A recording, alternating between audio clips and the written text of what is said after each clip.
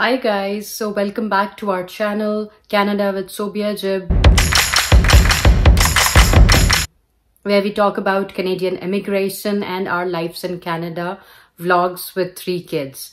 But now we've started another Hindi Urdu vlogging channel, so I'll put the link in the description, so join us there if you want. And also please like and subscribe this channel and share the videos which you find relevant with your friends and family.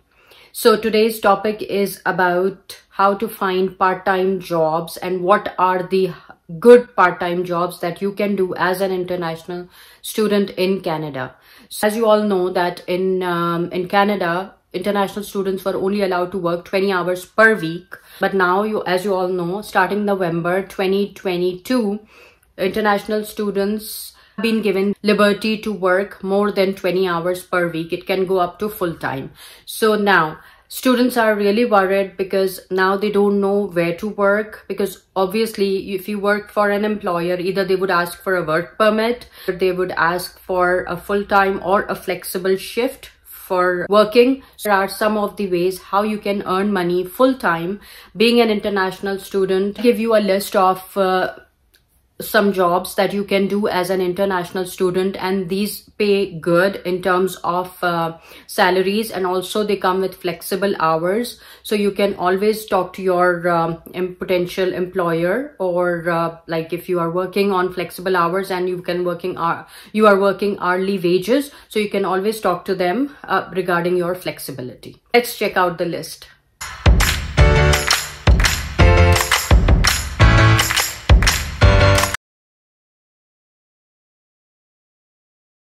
First of all, let's talk about the salary that you can make in Canada as an international student. Basic minimum wage is 15.5 in Ontario, and in other provinces it will be either 14 or 14.5 or 15. So starting from that, if you take the minimum into account, which for most of the jobs you will be getting the minimum wage, even if you have experience back home, but they will see your student status, they will see that you are flexible on your shifts, that you are not working a fixed shift, because employers, for example, if you're doing bartending or something like that, if you're working at Tim Hortons, obviously they'll need a full-time shift and they will need a fixed shift.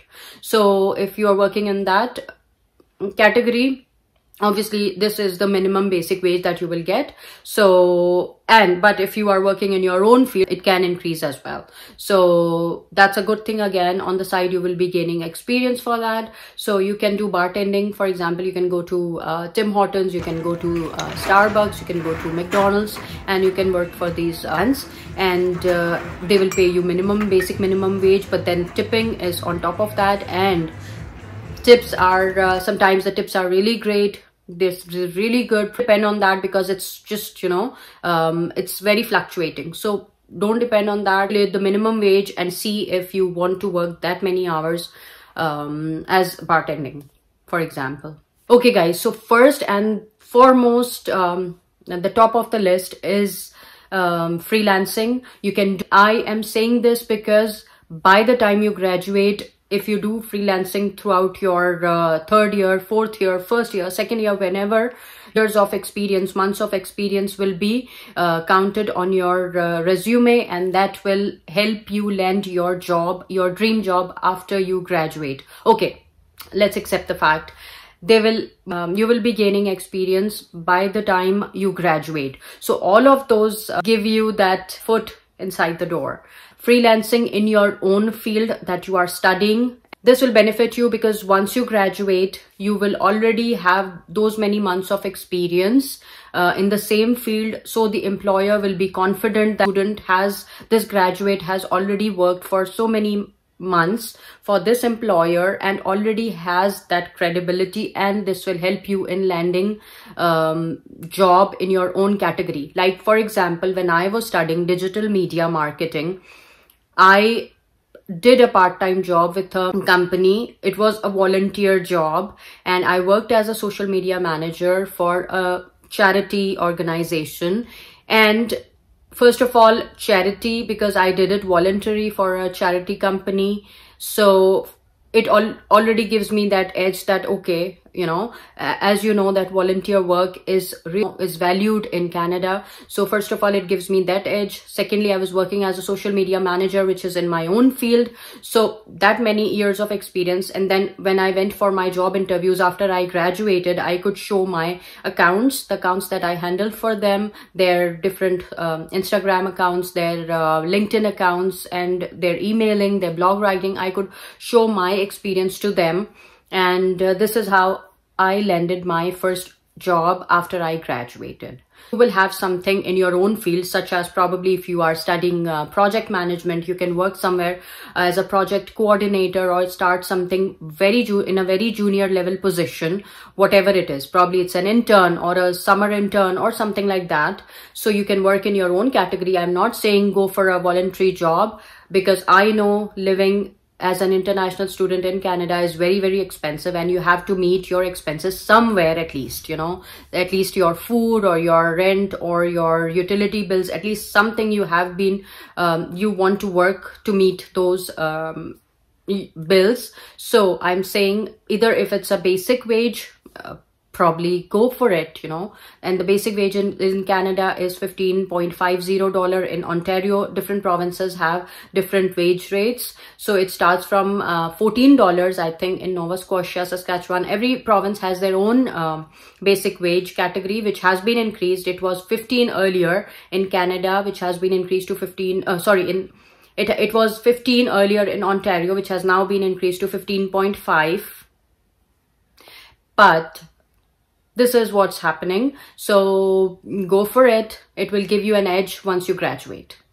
Secondly, if you are working as a freelancer and if you have skills from back home, you have some experience of graphic designing, you have some experience of bookkeeping, you have some experience of account handling, managing, go to freelancing websites. There are freelancing websites that you can avail all over the world, such as Freelancer, Upwork, Fiverr. All these websites you can, if you want, I will also tell you the links for these websites.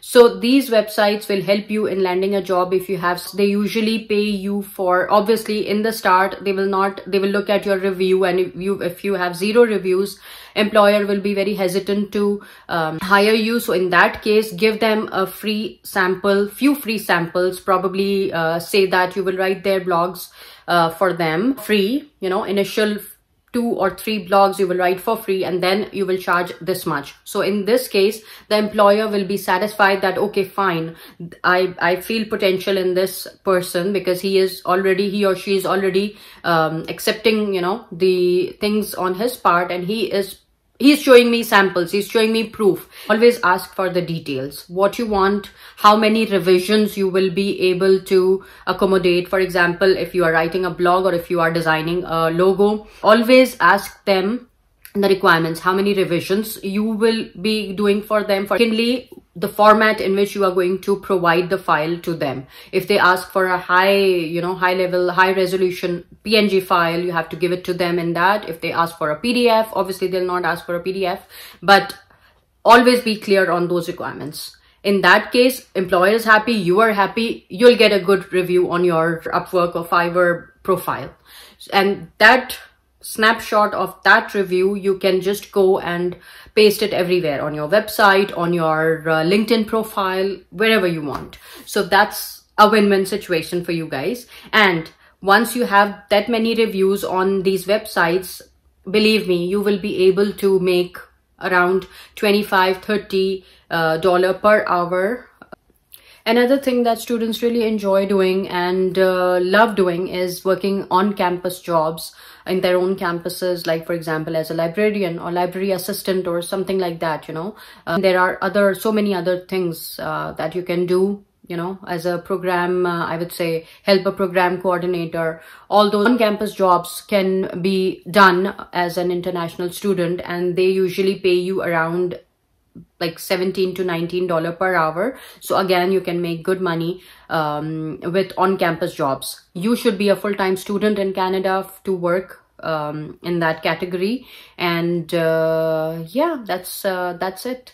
And or off-campus jobs, like for example, any work that you do off-campus would require you to be a full-time student in Canada and have a SIN number with you.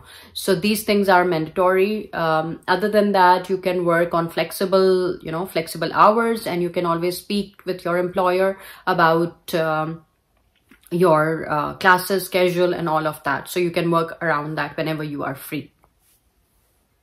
Another thing that will literally require you some time to set it up in the beginning, but then once you have that much inventory, it would really help you, just focus on this communication with the clients and communication with the clients. Say for example, okay, go to Facebook Marketplace or kijiji.ca, check for secondhand items and buy them. You will probably get, for example, if you are into DIY, if you have been doing it, or if you have a hobby that to refinish, upgrade furniture, and you enjoy doing that as a hobby, I would say buy secondhand furniture or from kijiji.ca or Facebook Marketplace, or you will, while you are driving past your neighborhood, you will definitely see, or any neighborhood for that matter, on the curb, there will be people throwing out furnitures. They will be throwing out a dresser, chair, sofa, furniture, tables, writing desks, toys. You can, if you are into this kind of hobby, I would say take it, bring it home. But for that, obviously, you need to have some big truck or a big car to bring that home. So once it is inside your home, you can refinish it. You can literally upgrade it, sand it, paint it, and you can sell it again. The same thing, you can sell it back on Facebook Marketplace or kijiji.ca. So people, and charge profit on that. So also, but also remember to calculate your cost of buying the paint and all those things. So also encounter that cost plus your time. And then obviously you are doing all this for a profit. So keep a profit margin of $40 to $50, $30 to $40, whatever it is. How it really depends on how much time you spent on that piece. And you can sell this over the weekend. Obviously, you can talk to people on Facebook Marketplace. They will message you there on Facebook, and then you can reply back, tell them what time you're available, and then they can come and check out the piece. If they like it, they will pay you cash there and then. So for this, there is no, they don't need a SIN or anything like that. You don't have to tell them that you are an international student or anything.